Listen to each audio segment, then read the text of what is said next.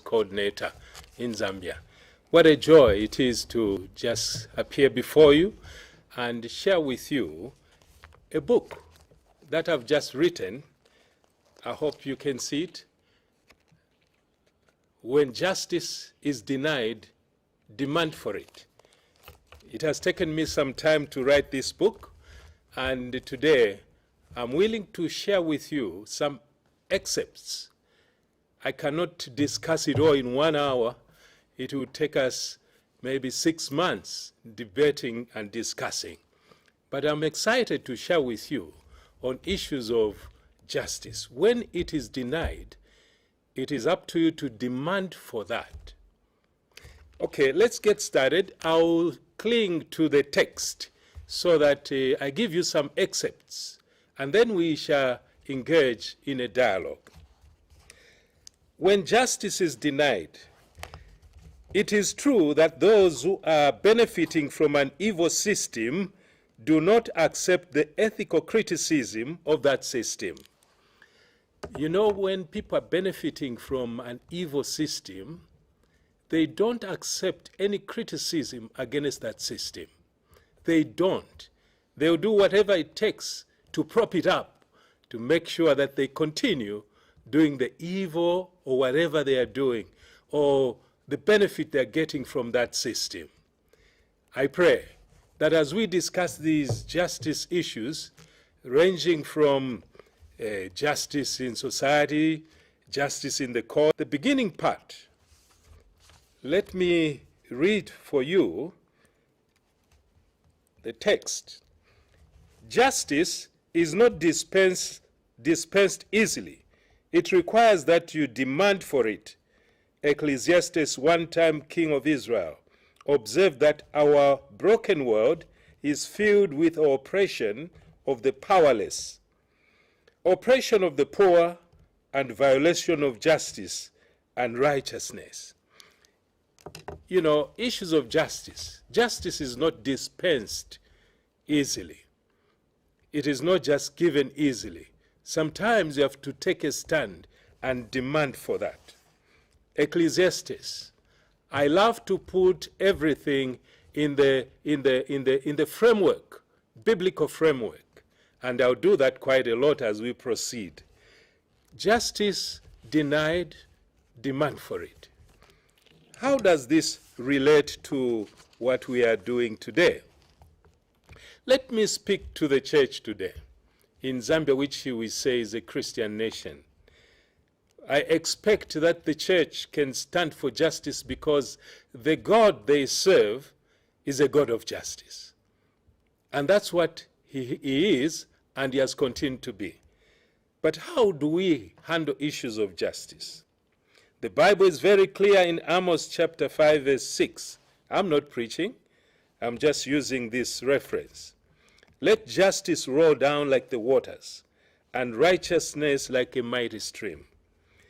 Injustice in society should excite in one's soul an outrage reaction. If there is injustice in society, it must excite in people an outrage. Why? Because God is against injustice.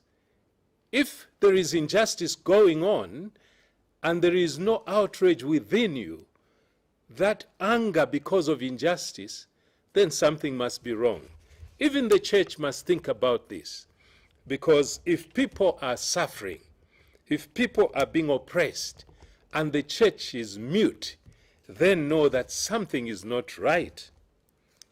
According to the text again, our outrage is a special kind of anger you feel when you believe that people are getting things they don't deserve.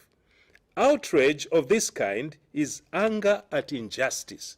So when you use the word outrage, you're talking about anger at injustice that is going on. There can never be injustice and then you are at peace. I know most of Zambians are very comfortable with certain situations. They say, no, just leave it, because, you get in bigger trouble, just leave it.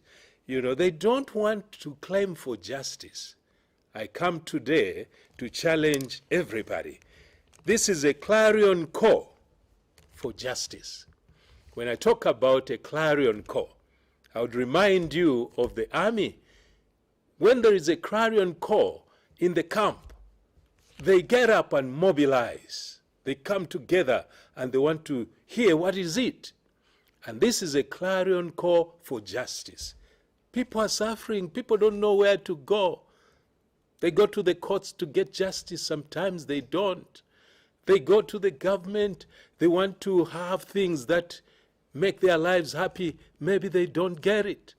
So they don't know where to turn to. They go to the church. It is dumb. So what is this? Justice denied, demand for it.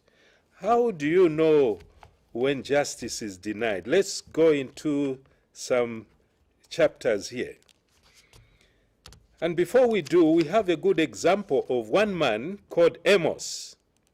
Amos seems to have been downright.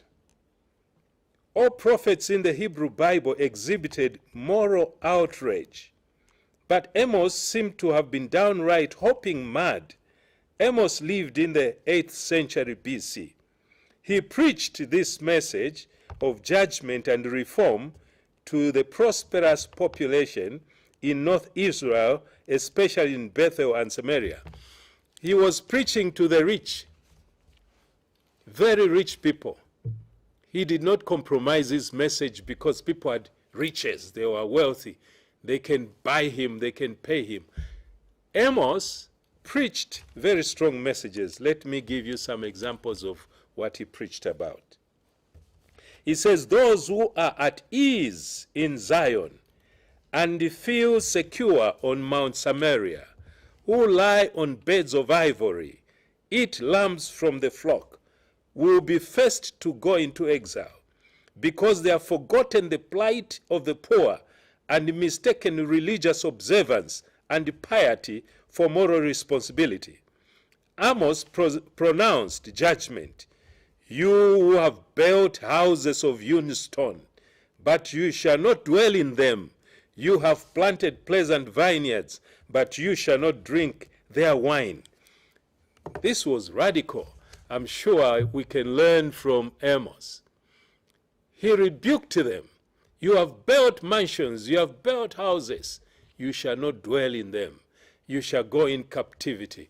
You see, when you are a prophet of God, you don't compromise just because of rich people, wealthy people. He was telling them, these buildings, these properties you have built, some of them out of corruption, you shall not live in them. You shall go into bondage. And you tell me that, preacher, you don't have to preach, about politics and so on. No, this is justice. Justice has nothing to do with preacher or no preacher, politician or no politicians, because even politicians are victims of injustice. You will hear what we're going to talk about tonight. And I thank you so much for listening. That's what the church ought to be doing in the world today. Call for justice at every street corner and on every pinnacle of power. It is a church's responsibility to call for justice and lasting peace among ourselves and with all nations. That's the work of the church. Besides just burying the dead, Bible studies, visiting the sick, there is a call, clarion call, for justice, because the world is unjust. And Ecclesiastes says there is no justice under the sun. There is no justice under the sun. It's not dispensed. You demand for it. True Christian discipleship should lead to a struggle for freedom, justice, and equality. Now, what do you do when justice is denied? Hence, the title of my book, Demand for It. There was a story in the Bible, in the book of Acts. I'm using it as a framework. Paul and Timothy. Paul and Silas were thrown into prison, and they were Roman citizens.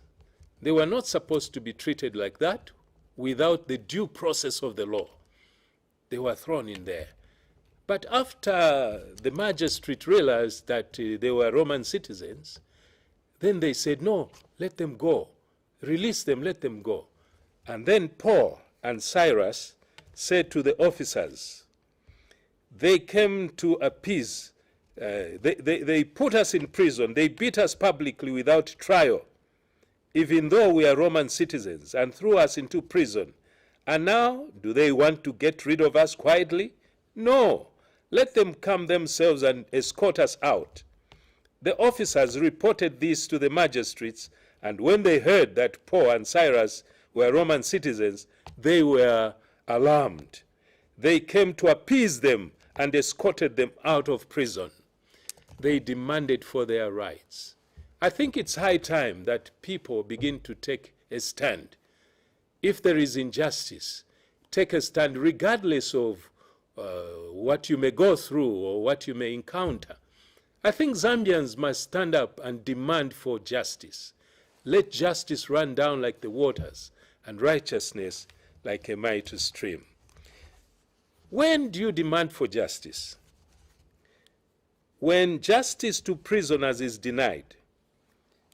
When prisoners are denied the justice, you need to demand for it. The society should be mindful of the fact that prisoners and those who administer justice to the prisoners are close to God's heart. The church is especially positioned to administer love, mercy, hope to the prisoners. They need love, hope, and mercy of our Lord Jesus. The church is a pair of hands, feet, and heart of God on this earth. I want to challenge the church before I go to the politicians, because they may say, you know, why are you talking about politicians? What about you as a church? Of course. Listen, Jesus said to the church, I was hungry. You gave me food. I was thirsty. You gave me the drink. I was outdoor. You took me in. I was naked. You clothed me. Was he telling the government? He was telling the church. I was hungry. That means the church must feed the hungry. Even before you point a finger at the politicians, you need to think about this message. I was in prison. You never visited me. So the onus is on the church as well. The society must empower the church to do the task which God has given to them. And it is an Herculean task, that which God has given to the church.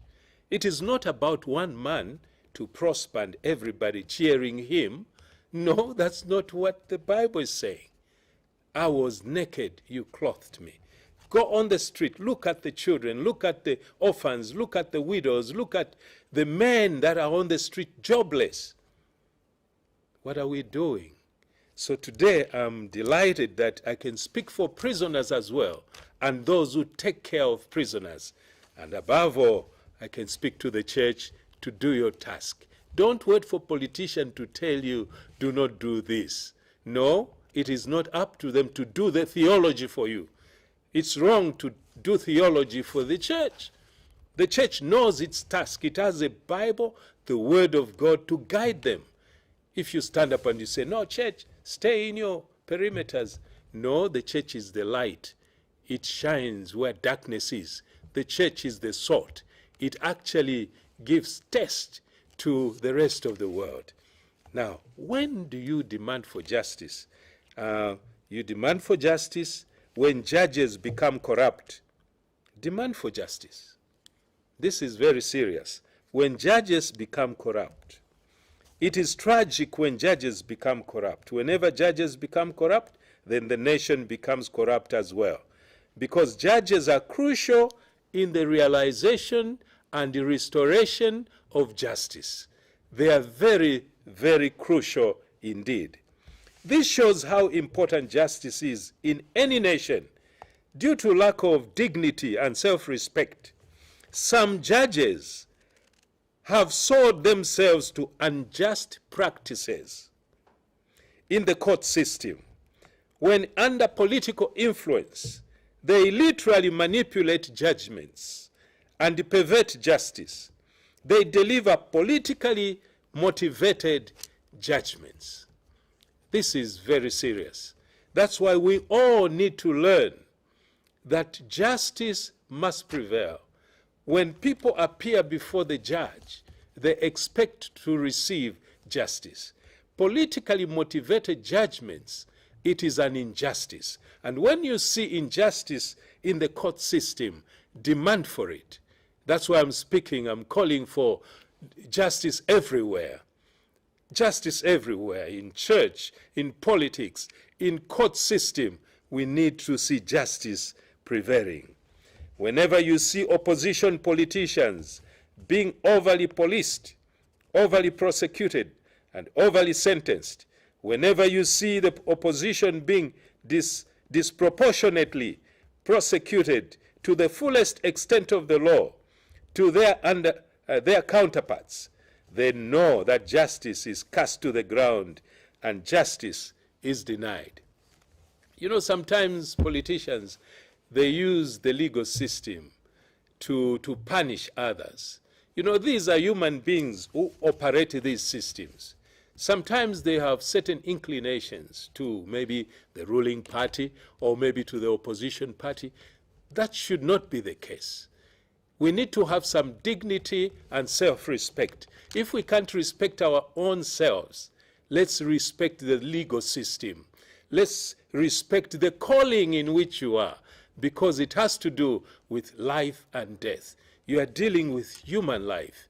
Therefore, every judge must consider, doing justice, regardless of what others say, or on some occasion which carries a threat to you of ridicule or disgrace. Stand for justice.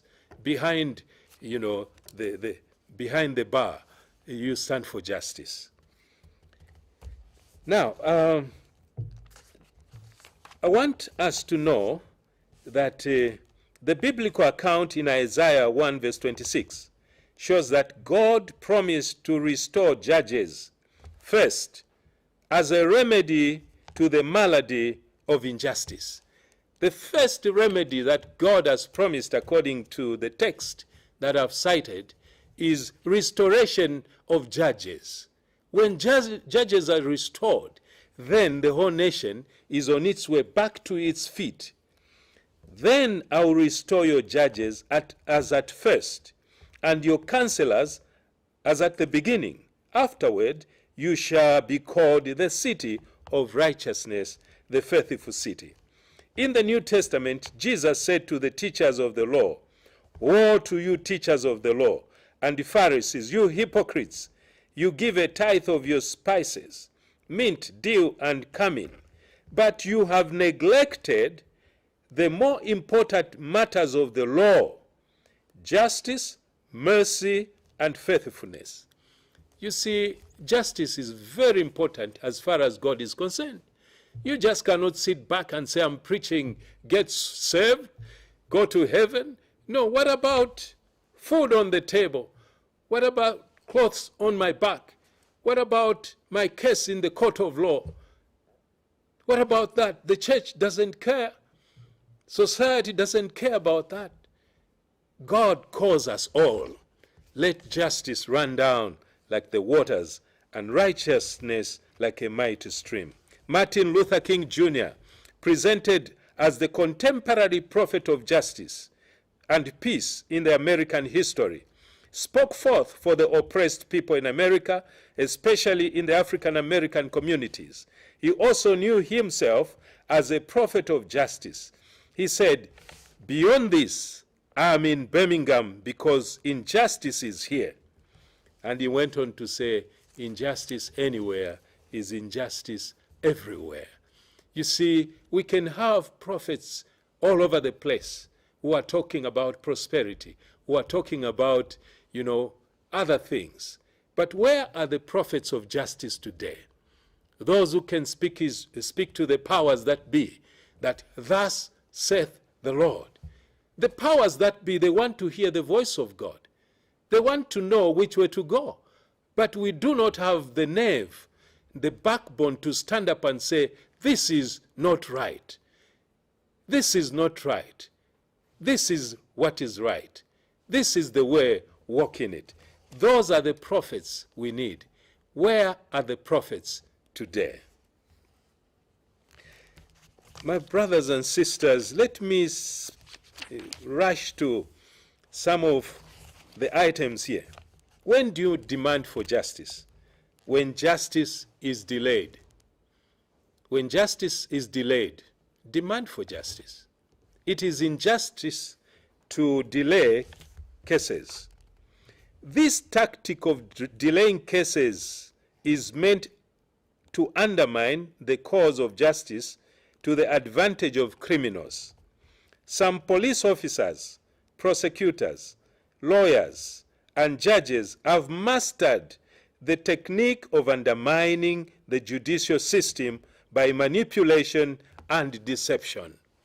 You know, some of these service persons have mastered the technique of undermining the judicial system through manipulation and deception.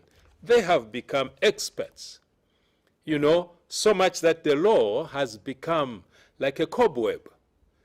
Big flies break through. Small flies are caught in the cobweb. So that's what is happening today. If somebody has got the money, he'll get acquitted no matter how much the odds are against him. In some cases, if not in many cases. But I want to tell you, let justice run down. The law must be applicable evenly across the board, whether rich, poor, or no politician, everybody, preacher or no preacher. The law must apply evenly across the board. They know how to work the system without being caught in the legal web. It is shameful and regrettable that whenever people of influence are a part in a case, the dynamics suddenly change. Partial and untimely dispensing of cases, while politicians' cases receive fast-track judicial treatment, undermines the justice we cherish. This shows how some judges manipulate the system to undermine the cause of justice. This confirms the idea that the law is like a cobweb, a spider's web. Bigger insects break through, but small ones are caught. So that's what I'm talking about. We need to be mindful that justice must be applied across the board to the policemen, the judges, the prosecutors, everybody. Let's uphold justice. Let it run down like the waters and like a mighty stream. And soon I'll open up the lines, but let me continue a little more. When do you demand for justice? When unjust laws prevail. When unjust laws prevail, you must demand for justice. When unjust laws prevail in the land or attempts are made to legislate unfair laws, and evil people conspire to harm or deprive the innocent of what is rightfully theirs, people should demand for justice.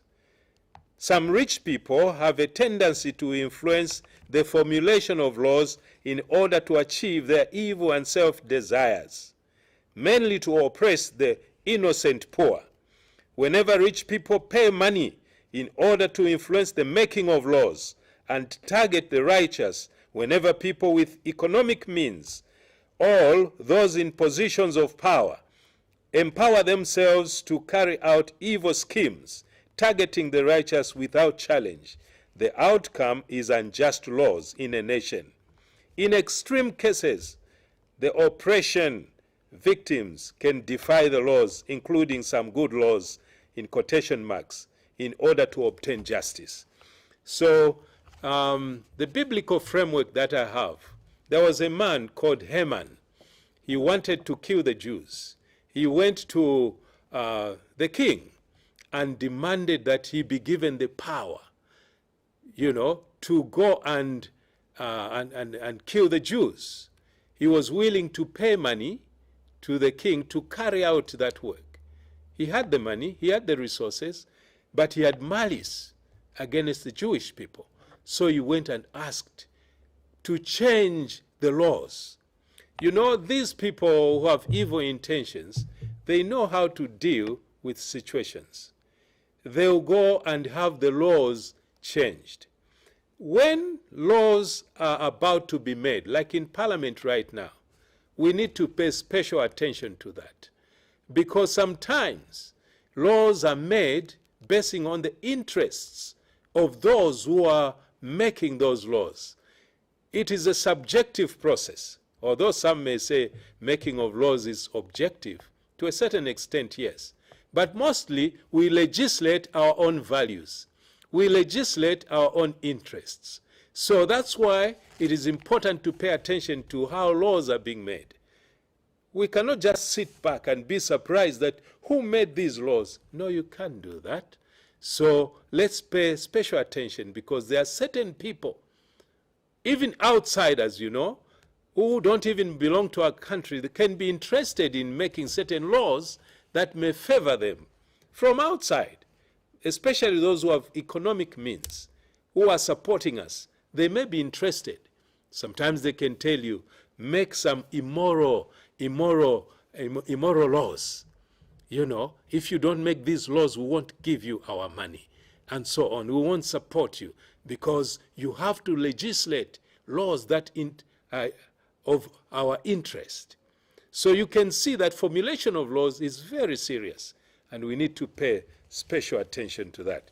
Haman is a good example. But Mordecai, he told Esther and said, you go and tell the king that we have been sold. Tell the king we have been sold. If you don't, and salvation comes from somewhere, your household will not be spared. Those of us who ignore the formulation of laws, once they are made, it will affect you, and your children's children will be affected. So this is a good example. I won't talk about Daniel and how they went to the king and formulated some laws to get at him. I won't talk about that until in the next passage. The other thing I've talked about in my book, actually I'm looking at my book, Justice Denied, Demand for It. When do you demand for justice? When a nation becomes corrupted, demand for justice. And its leaders become companions of thieves, demand for justice. When a nation becomes corrupted and its leaders become companions with thieves, it is right and proper to demand that justice must prevail. How to do that? It's a big question. The scripture says, how is the faithful city become unhallowed? It was full of justice, righteousness lodged in it, but now murderers. How has the city become unhallowed, which was full of justice and righteousness was inside, but now murderers? When Zion got corrupted, Isaiah the prophet pronounced judgment and called for her redemption. He lamented the condition of the city of Jerusalem, which at one time was full of justice and righteousness was part of it, but now it was cast to the ground. So all I'm saying is that once justice is cast to the ground, somebody must get up and demand that there must be justice in the land. Everybody deserves a good life. How can you overnight just become rich? People have served in the mines for 20, 40 years. Some of them have not even gotten their benefits. And some of you just come and serve in the nation for 5 years. You've got property, you can't even explain where it has come from. That's injustice. And somebody must stand up and say, give an account. How in the whole world somebody who has suffered and has been maimed has not even got his benefits? But you overnight? These are the questions that must be asked in the land of Zambia. and wherever this voice is being heard. Let justice run down like the waters, and righteousness like a mighty stream. Okay, interesting. There is this number 11 item. When do you demand for justice? Whenever political targeting is used as a tool to destroy political opponents. Political targeting is used as a tool targeting political opponents. Political targeting is another form of injustice that throws political opponents in prison as a punitive measure so as to silence them. Politicians see other members of the opposition as enemies that must be destroyed by all means. Politicians who have an evil conscience and evil intentions use the judiciary as a tool of punishing their political opponents. They use arm of the law to pervert justice. This is very serious. Another strategy used by the ruling political parties in Africa, not only in Zambia, I'm not saying in Zambia, I'm saying in Africa, is that whenever they want to consolidate their reign or they feel intimidated by the opposition, they target businesses of their opponents in order to incapacitate them. This is an evil that must be addressed. And many have cried their business, they can't even get, a contract because they are opposition. It should not be that. Politics aside, business on the other side. But now, political targeting, businesses of the opposition are targeted and destroyed so that they incapacitate them. They become incapacitated. Clip his wings so that he doesn't fly. That is a mindset, a witchcraft mindset. You know witchcraft? It seeks to kill, destroy, and stop you. That's what witches think. Some of you don't have the magic itself. You haven't gotten those, whatever they do. But you have a mindset of witchcraft. And that is what politicians are doing today in Africa. As a result, some potential victims of political targeting defect to ruling party for political and economic expediency. In their eagerness to protect their businesses and lives from being targeted and destroyed through propaganda, some parliamentarians defect to the ruling party. These maneuvers pose a threat to democracy because it breeds leaders that go to parliament for economic and political expediency rather than to serve the people who put them in office. They protect their personal interests rather than the interests of the nation. That is why Africa is suffering from a lack of credible leaders. We are lacking credible leaders, men and women of strong conviction who can stand for the right regardless of what people say. Sometimes on certain occasions, even a threat to life or ridicule. People who stand on principle. We are lacking credible leadership today in Africa in most cases. I thank God for our forefathers who could stand against the oppressors, against the colonial masters, on the principle, regardless of what they had or they don't have. Where is this legacy today? That's what we need to talk about. When justice is denied, demand for it.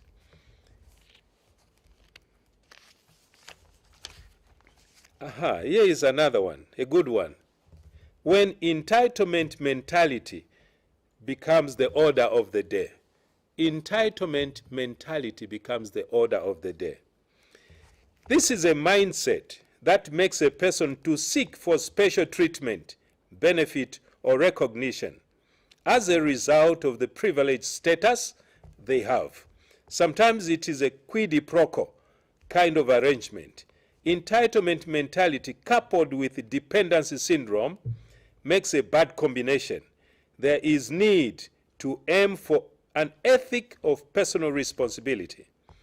The biblical story of the centurion that sent elders to Jesus could help us understand what I'm talking about when you talk about entitlement mentality.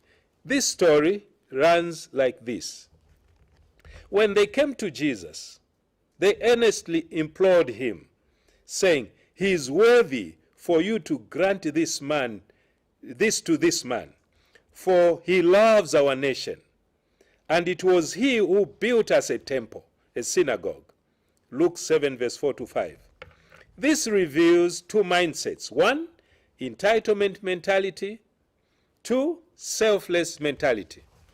The elders stated that the centurion was worthy for Jesus to do this for him. In other words, he was entitled for Jesus to do that. Entitlement is a bad thing. When people begin to feel, I'm entitled, therefore you must do A, B, C, D for me. I'll show you how it affects Zambia today. In other words, the centurion was entitled to receive the healing of his servant because he deserved it. On one hand, the elders advanced two reasons for their claim. One, he's patriotic. He loves our nation. Two, he's benevolent. He built us a synagogue. On the one hand, the centurion had a different mindset. The centurion said, I'm not worthy. I'm not worthy for you, Jesus, to come under my roof. He has a servant attitude, not an entitlement attitude. Political leaders are rendered impotent by the system of quid pro quo. It is this kind of system that makes them become slaves to political cadres who have a claim on them. They say, I helped you get a political office. Therefore, help me to get whatever I want at any cost. This is an entitlement mentality. I helped you. I put you in office. Therefore, do this for me. Otherwise. So this renders political leaders impotent. Even when they're campaigning, they promise these cadres or people who help them. They promise them, oh, I'll do this, I'll do that. Therefore, they are entitled. You're going to do it for me. So you see, it actually affects a nation big time. That happens when a leader appeases an evildoer because of the financial, emotional, and material support he or she obtained from such people. Or it simply is a result of a leader's weakness. It is sad that Zambia is currently experiencing unprecedented mushrooming of political cadres that have become a source of great concern. These persons have a claim on the politicians in office. They demand a reward for the efforts they put in the campaigns that elevated them and has maintained them in positions of power. So entitlement is a challenge to you now. Let me stop here for a while because I don't intend to go through the whole book. I just picked on this one chapter. I want you to call the number which is actually on the screen. I'll open the phone lines. Then you and me, we can dialogue. I am ready now for that to begin.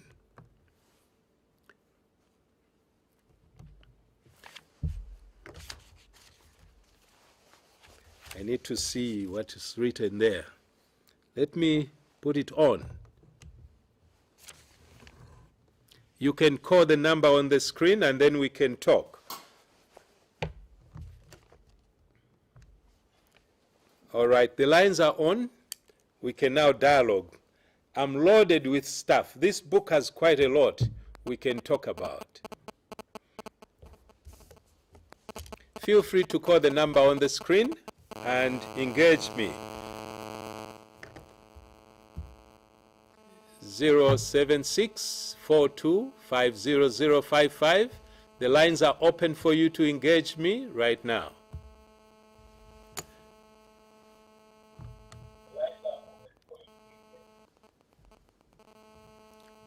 Okay. Somebody on the line? You are through? Yes. Good evening, Pastor. Good evening, sir. What's your name? This is Mr. Mavila calling within Lusaka. Mr. Mavila. Yes. Okay, what's on your mind, Mr. Mavila? Yes, I have a contribution and I have a question. Yes. Yeah, the first question is, and let me just express myself in paper so that everyone hears me. Yes, please. Go ahead. Yes. Therefore, Shakoba Father, Ninchi, time Varewisha, about Umuteko, Erobarewisha, U10. Ila in the same group, Abarewisha, U10. They are the same group, Abariku forefront to support a cyber security bill. That's my question. Then my contribution now. Ishindarama barefuresha muchalo, the same government that distributing darama kumakadas, but they are the same people barira kwebati tatukwe darama isha kupela ama monitors from different political parties. They are observe printing of ballot papers. Then the same money that is being distributed countrywide.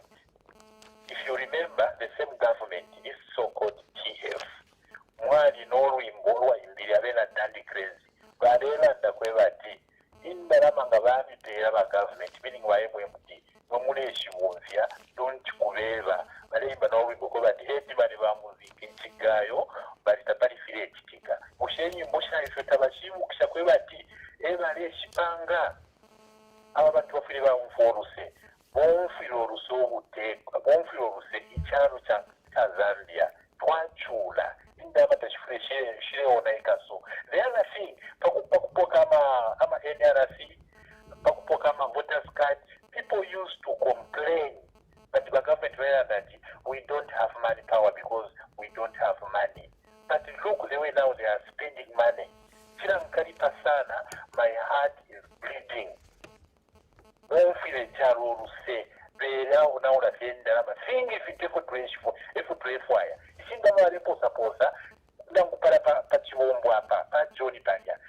can build a company. Yama tomatoes, watermelons, pangama tree, ama drinks. Your company that company can be there for many years. But it's in the 50 kwacha, 100 kwacha, very data. They are up at that pay. In the number is just a benefit pesa. Benefit. Thank you. Thank you very much indeed. Thank you very much indeed. I thank you very much for your contribution. Now, let me read something for you before I can answer one or two here. You demand for justice when there is dependency syndrome. Dependency model deprives people of their dignity and self-respect. What those monies that are being distributed is doing is creating dependency on handouts. It is not empowerment. You're talking of one thing and doing something opposite. You know, it doesn't become empowerment just because you say it's empowerment. It is creating dependency syndrome, which takes away dignity of the people and self-respect. Africans have a disease of relying on others to do things for them.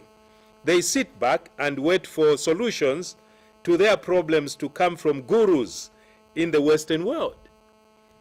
To the contrary, self-reliance is the ability to help oneself rather than rely on others for sustenance and support. It means taking responsibility for one's own advancement. Okay, non-governmental organizations carry them along. Africans must rely on themselves for help.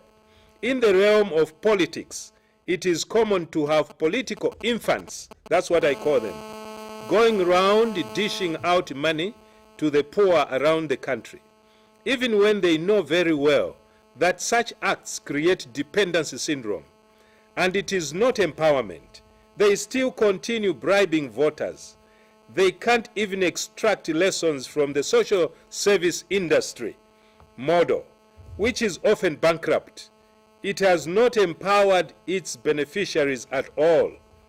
Empowerment should be seen to be moving away from social service model to a self-reliance model. That's what I can say to you. I agree with you. It's not empowerment. It's actually very misleading, especially to the outside world, because they question, where do you get all this money, dishing them out, which is very sad. Now you talk about those who oppose Bill 10. Now they are supporting cybersecurity. Well, I don't know whether all of them are supporting that. I have an issue on language in one of cybersecurity, which has to do with the, well, let me leave it there. Let me just talk about those who are supporting. Those who are supporting have the liberty to do what they choose to do. I don't think I can speak for them and say, oh, don't do that. Democracy opens it up for whatever you choose to do. But it's regrettable if you are a person without principle. If you don't have principle for living, you are carried by the wind. It's unfortunate. Can I answer another call?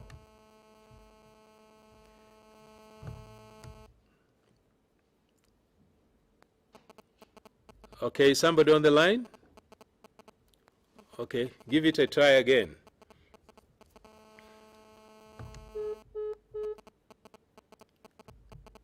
Okay, keep calling. I'm ready for your questions. We're talking about justice denied, demand for it. So you have the right to demand for justice, because if they cannot provide food on the table and they are just dishing money all over the place, which is not empowerment, how is it that during election time, that's when they have the money to just give and give and give? Whoever is giving and wherever is getting from, they must realize that this is deceiving the voters. We need to respect the people who, all right, let me receive a call. All right.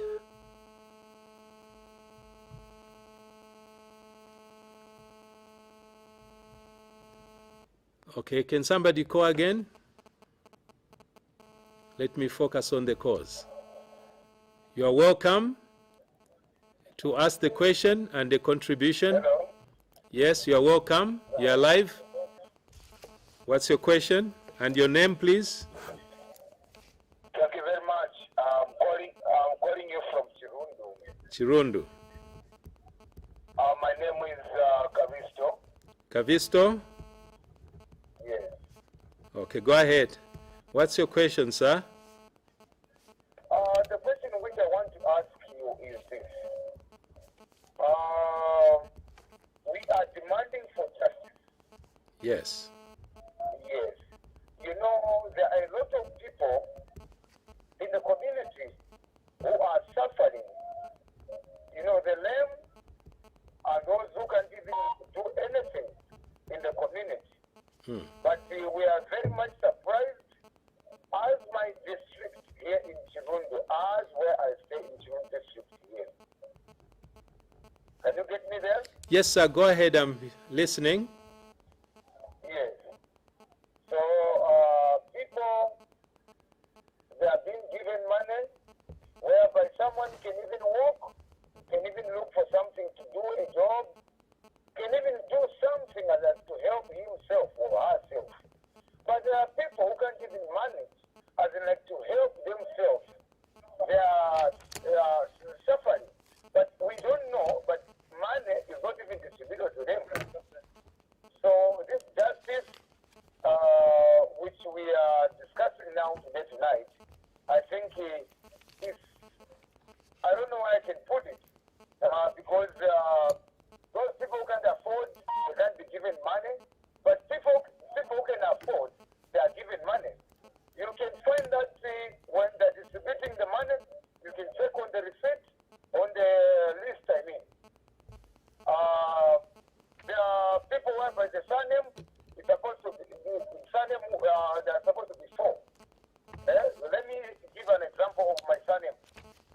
muletwa. There are fines. You have seen. So then they are given money. So I don't know what we can do with that problem. Because if me, I can manage to walk, I can manage to carry something, I'm not supposed to get that money. I'm supposed to listen to those people who are not supposed to, who are not able to find those things, even the money to help themselves. I don't know what you can say, please. All right. Thank you very much indeed.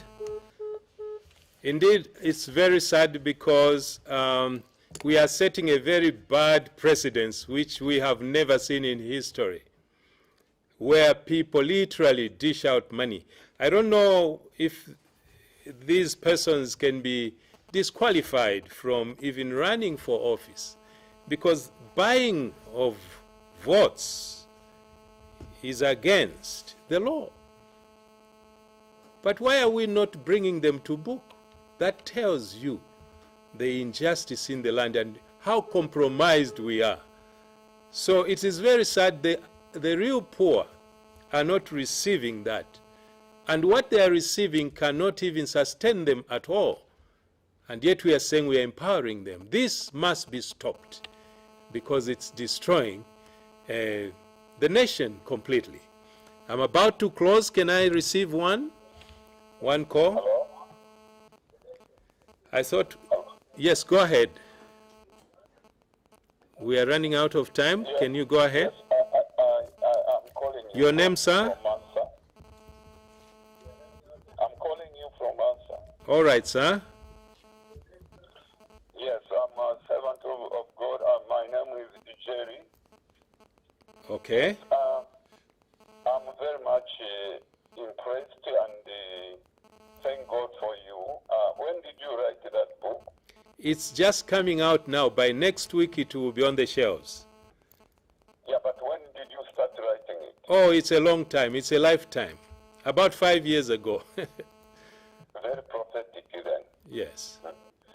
Yeah, very prophetic. And I would like you to continue coming on the screen there to help our country, because we are in a big problem. I think so. Because what is coming from that book is actually attending to the situation that we have at the moment. So it is my prayer that we need you, such people like you, to come and explain the truth so that God can help us. We are in trouble. I think we need help. Yes, God bless you. Thank you so much, Mike. We will not even blame the politicians because, you know, sometimes we don't tell them the truth. Yes, you know, it is good for the men of God to be coming on that screen and also telling the truth with the boldness like you are doing, and then to help the country, because I think really God can punch us if we let this situation to be loose like this. Thank you very much. We have run out of time, and I pray that we'll find another time to dialogue with you. Thank you for the input. God richly bless you. Thank you. Thank you, sir. Well, I thought I was going to share much, but time has really flown. And I pray that next time, if we are given an opportunity, we'll continue from there. We come to the end of our dialogue. I wish you God's blessing.